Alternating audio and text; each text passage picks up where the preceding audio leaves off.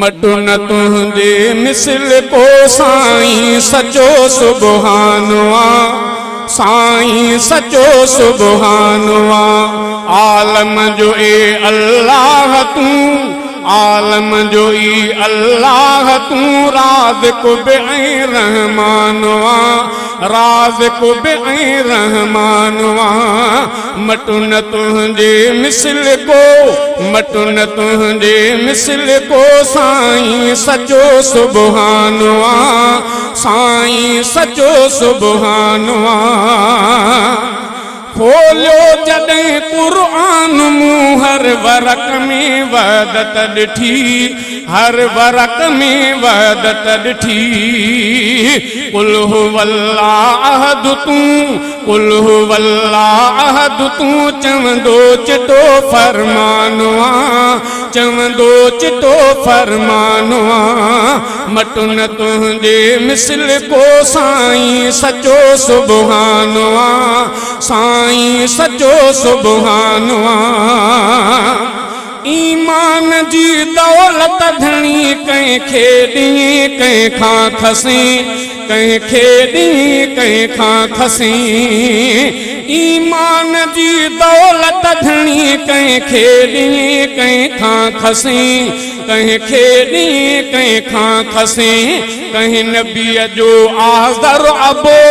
कंहिं नबीअ जो आज़र अबो कंहिंजो पुटु कंदो किन आनवा कंहिंजो पुटु कंदो किन आनवा मटुन तुझे मिसल को साईं सचो सुबहानवा साईं सचो सुबहानवा कादिर पंहिंजी कुदरत सां थो मुश्किल मटे मुमकिन करी मुश्किल मटे मुमकिन करी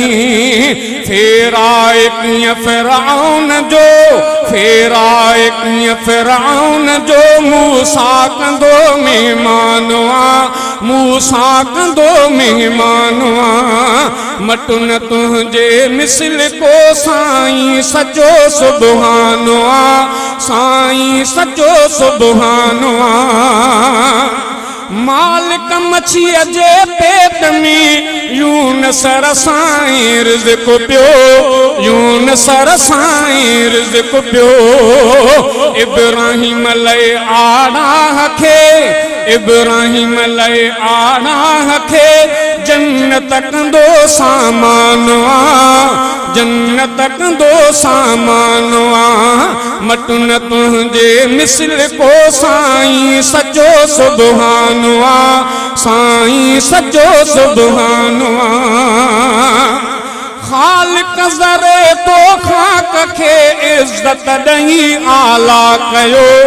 इज़्ज़त ॾेई आला कयो लॼपाल तूं नुतफ़े मंझा लॼपाल तूं नुतफ़े मंझा आला कंदो इंसानवा आला कंदो इंसानवा मटुन तुझे मिसल को साईं सचो सुबहानवा साईं सचो सुबहानवा मां सुहेल साइल सदा मां सुहेल थी साइल सदा तो खाइया परवर पियो तो खाइया परवर पियो मां सुहेल थी साइल सदा तो खाइया परवर पियो तो खाइया परवर पियो मां भटी बे तुझे ई गंज मां कंदो गुज़रानवा